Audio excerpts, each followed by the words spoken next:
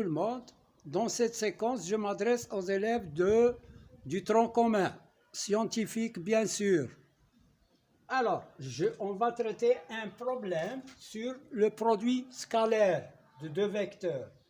Le problème, ABC est un triangle tel que AB égale à 1, voilà la figure, AB est égal à 1, AC est égal à 3, j'écris ici 3, et puis BAC est égal à 2π sur 3. L'angle ici, il est obtus, donc on va trouver un produit scalaire négatif parce que l'angle est plus grand que 90. Donc, ça va être un produit négatif.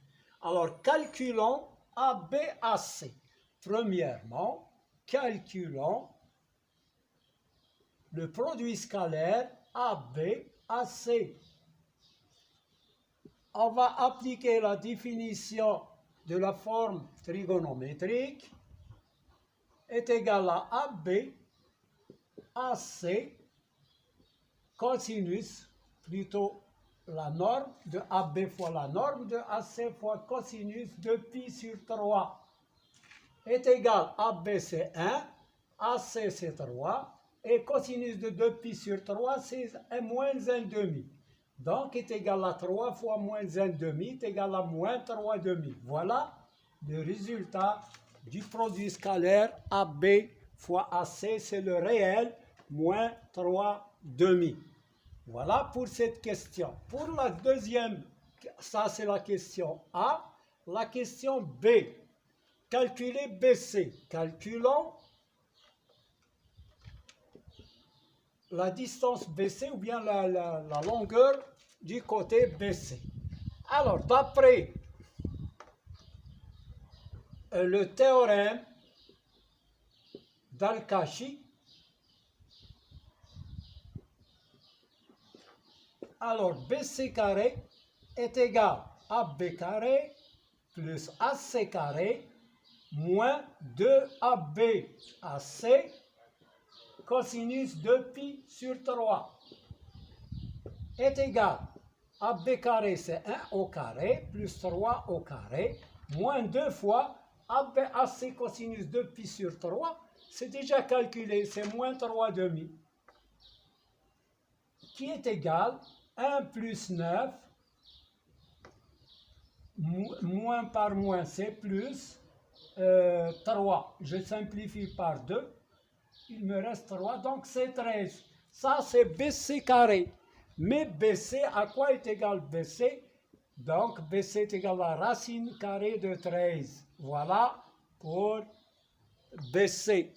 C'est Al-Kashi. C'est grâce à Al-Kashi qu'on a trouvé la longueur BC. Donc, Al-Kashi, il nous permet de calculer l'un des côtés d'un triangle à partir du produit scalaire de deux vecteurs et il faut un angle. Voilà pour cette question. Maintenant, on passe à la question suivante qui est, deuxièmement, calculer AB fois AD. Deuxièmement, calculons AB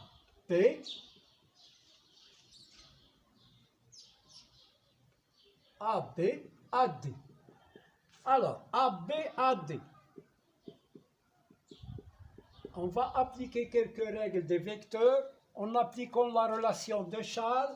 Alors, j'écris ici AB fois AD, je vais introduire B. Ça me donne AB fois AB plus BD. Voilà, j'ai appliqué la relation de Charles. Elle est égale à B fois AB. BD, c'est quoi? C'est, d'après les données, D est un point de BC tel que BD égale 1/5 de BC. Donc, je vais remplacer BD par sa valeur, c'est 1/5. Voilà, j'ai découpé BC en 5 parties. Et là, BD, c'est le 1/5 de BC d'après les données. 1/5 de BC. Cette fois-ci, je vais appliquer une deuxième fois la relation de Charles. J'introduis ici A. Ça me donne 1/5 de BA plus AC. Bon, je mets des crochets comme ça. Il est égal à B plus 1/5 de BA. 1/5 de BA, c'est moins 1/5 de AB. J'inverse les points. Plus 1/5 de AC. Voilà, elle est égale. Je réduis. AB moins 1/5 de AB, c'est 4/5. AB fois 4/5 de AB plus 1/5 de AC. Elle est égale. Alors, je développe maintenant AB fois 4/5 de AB. C'est 4/5 de AB carré. C'est-à-dire AB fois AB, c'est la norme de AB au carré, c'est AB au carré. Plus 1/5 de ABAC. Voilà. Elle est égale. 4/5 AB carré, c'est 4/5 fois 1 au carré. Plus 1/5 fois ABAC. ABAC, on l'a déjà calculé, c'est moins 3/2,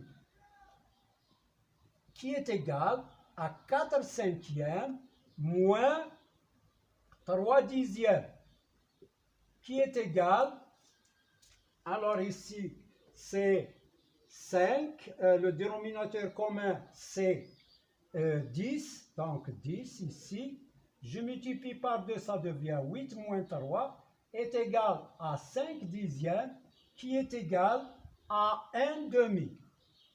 Voilà, on a trouvé AB. AD est égal à 1/2. Maintenant, on passe à la question suivante. D. Montrer que ID, voilà, T c'est un point de BC tel que BD égale à 1/5 de BC, et I c'est le milieu. Montrer que ID est perpendiculaire à AB. Donc pour cela, on va calculer le produit scalaire ID fois AB. Alors, ID fois AB, il faut qu'on trouve 0. Sinon, ils ne sont pas perpendiculaires. Alors, ID, troisième question, montrons que ID est perpendiculaire à AB. Pour cela, on va calculer ID fois AB, qui est égal. Je vais introduire ici le point A. Ça me donne IA plus AD. Encore une fois, la relation, on applique la relation de Charles, qui est égale. IA, ça représente quoi IA? IA, c'est 1/2 de BA ou bien moins 1/2 de AB. Donc, parce que IA et AB ont des sens contraires. Donc, ça va nous donner moins 1/2 de AB plus AD fois AB.